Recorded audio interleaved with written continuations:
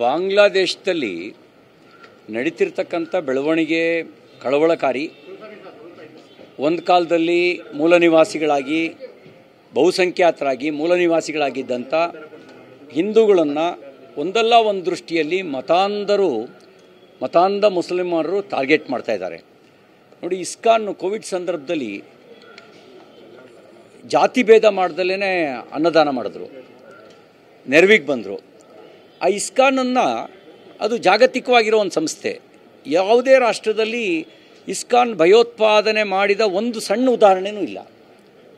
ಆದರೆ ಮತಾಂಧರು ಸೇರಿ ಇಸ್ಕಾನ್ ಒಂದು ಭಯೋತ್ಪಾದಕ ಸಂಘಟನೆ ಅಂತ ಘೋಷಣೆ ಮಾಡಬೇಕು ಅಂತ ಹೇಳಿ ಬಾಂಗ್ಲಾ ಸರ್ಕಾರದ ಮೇಲೆ ಒತ್ತಡ ತಂದರು.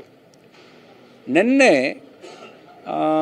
ಇಸ್ಕಾನ್ನ ಪ್ರಮುಖರಾಗಿದ್ದಂಥ ಚಿನ್ಮಯ ಪ್ರಭು ಅವ್ರನ್ನ ಬಾಂಗ್ಲಾ ಸರ್ಕಾರ ಬಂಧಿಸಿ ಅವ್ರನ್ನ ದೇಶದ್ರೋಹಿ ಚಟುವಟಿಕೆ ಆಧಾರದಲ್ಲಿ ಬಂಧಿಸಿದೆ.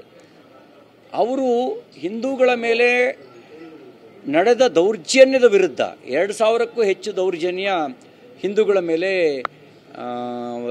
ಇತ್ತೀಚೆಗೆ ನಡೆದಂಥ ಸರ್ಕಾರಿ ವಿರೋಧಿ ಪ್ರತಿಭಟನೆ ಆದರೂ ಟಾರ್ಗೆಟ್ ಮಾಡಿ ಹೊಡೆದಿದ್ದು, ಬೆಂಕಿ ಹಾಕಿದ್ದು, ಮನೆಗಳನ್ನು ಸುಟ್ಟಿದ್ದು, ಅತ್ಯಾಚಾರ ಮಾಡಿದ್ದು, ಕೊಲೆ ಮಾಡಿದ್ದು ಹಿಂದೂಗಳನ್ನು. ಅದನ್ನು ಆಧರಿಸಿ ಅವರು ಪ್ರತಿಭಟನೆ ನಂಬ್ಕೊಂಡಿದ್ರು. ಅವ್ರನ್ನ ಬಂಧಿಸಿ ಅವ್ರನ್ನ ಸೆರೆಮನೆಗೆ ದೂಡಿದೆ. ಇದು ಭಾರಿ ಆಘಾತಕಾರಿ ಸಂಗತಿ.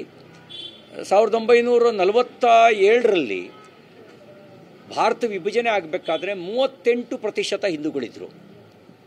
ಇವರು ದೌರ್ಜನ್ಯದ ಕಾರಣದಿಂದಾಗಿ ಈಗ ಅಲ್ಲಿ ಉಳಿದಿರೋದು ಕೇವಲ 8% ಹಿಂದೂಗಳು ಮಾತ್ರ. ಭಾಳ ಕಳವಳಕಾರಿ. ಮತಾಂಧತೆಯ ಕಾರಣದಿಂದಾಗಿ ಅಲ್ಲಿ ಸಂಕಷ್ಟಕ್ಕೆ ಹಿಂದೂಗಳು ಸಿಲುಕಿದ್ದಾರೆ.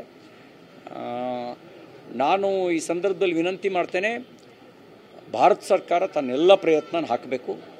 ಅಂತಾರಾಷ್ಟ್ರೀಯ ವೇದಿಕೆಗಳಲ್ಲಿ ಈ ವಿಷಯವನ್ನು ಚರ್ಚಿಸಬೇಕು. ಅಂತಾರಾಷ್ಟ್ರೀಯ ವೇದಿಕೆಗಳಲ್ಲಿ ಚರ್ಚೆ ನಡೆಸಿ ಮಾನವ ಹಕ್ಕು ಸಂಘಟನೆಗಳು ಮಧ್ಯಪ್ರವೇಶ ಮಾಡಬೇಕು. ಮಧ್ಯಪ್ರವೇಶ ಮಾಡಿ ಮತೀಯ ಕಾರಣಕ್ಕೆ ದೌರ್ಜನ್ಯ ನಡೀತಾ ಇದೆ, ಆ ದೌರ್ಜನ್ಯವನ್ನು ತಡೆಗಟ್ಟುವ ನಿಟ್ಟಿನಲ್ಲಿ ಕ್ರಮ ಕೈಗೊಳ್ಳಬೇಕು. ಮತ್ತು ಬಾಂಗ್ಲಾದಲ್ಲಿ ಇನ್ನೊಂದು ಬೆಳವಣಿಗೆ ಏನು ಅಂತ ಹೇಳಿದ್ರೆ, ಜಾತ್ಯತೀತ ಅನ್ನೋ ಪದವನ್ನು ಅಲ್ಲಿ ತೆಗಿಬೇಕು ಅಂತ ಸರ್ಕಾರವೇ, ಈಗಿರುವ ಸರ್ಕಾರವೇ ನ್ಯಾಯಾಲಯಕ್ಕೆ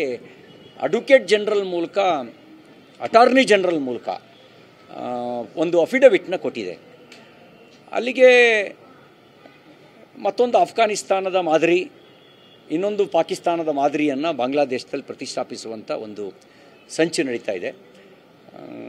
ಈ ಹಿನ್ನೆಲೆಯಲ್ಲಿ ಬಾಂಗ್ಲಾದಲ್ಲಿ ನಡೀತಿರ್ತಕ್ಕಂಥ ಬೆಳವಣಿಗೆ ಅತ್ಯಂತ ಕಳವಳಕಾರಿ.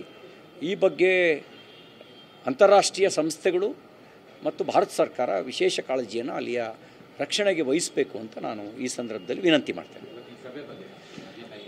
ಮುಂಬರ್ತಕ್ಕಂಥ ವಿಧಾನಸಭಾ ಅಧಿವೇಶನ 9ನೇ ತಾರೀಕಿನಿಂದ ವಿಧಾನಸಭೆ ಅಧಿವೇಶನ ನಡೆಯುತ್ತೆ.